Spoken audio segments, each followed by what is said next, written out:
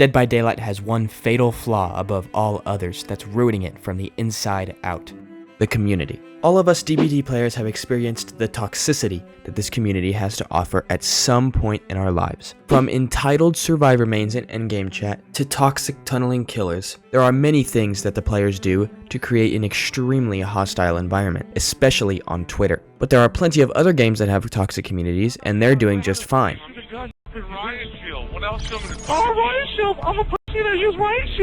So what about Dead by Daylight makes the community so aggressive, and how is it killing DBD? To answer these questions, we first need to understand where most of the fanbase resides.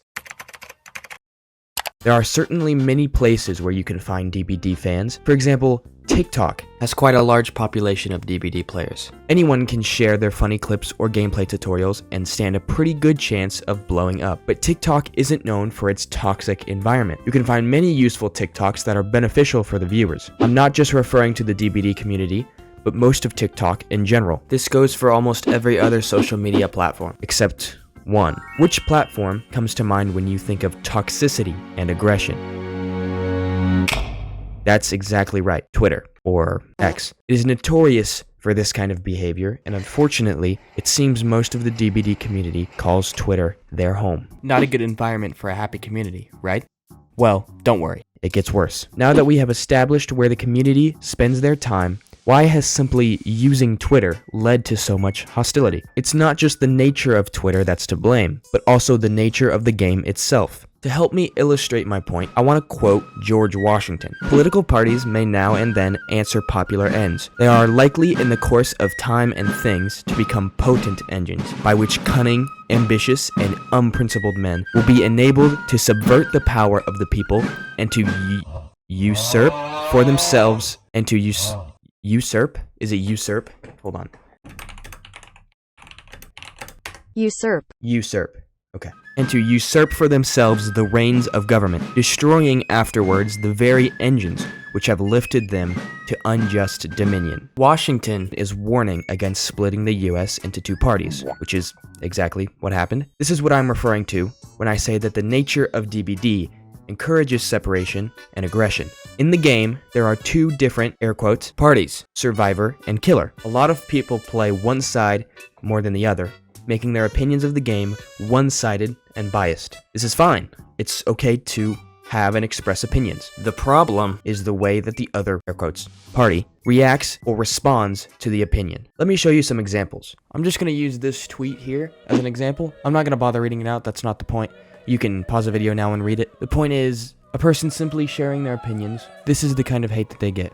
Survivors can take loops tighter due to smaller hitboxes, so they would actually gain speed on the killer around a loop with the same speed. This player can't have more than 500 hours. A genuine criticism, but unfortunately, Twitter users are not able to avoid the urge to throw an insult in right at the end. Sounds like a survivor main who proxies killer. This is a post where, and I'd place money on this, if they played killer, they'd have a hard time catching the fact that there are so many anti-tunnel perks and y'all are still complaining. Classic survivor main take. I love Landon, and if I were you, I would... There's a lot of hatred between survivors and killers in DBD, but how is this strained relationship killing the game? To answer this question, I first want to ask you a better one. Can you please like the video, please? And an even better question than that, would you want to be a part of an unhealthy community? Who would? The game certainly isn't perfect, but I think I can speak for all DBD players when I say we still love it. We want to see it be as successful as it can be. But this kind of behavior pushes people away from the game. Ever since May 2023, the game has been gradually lowering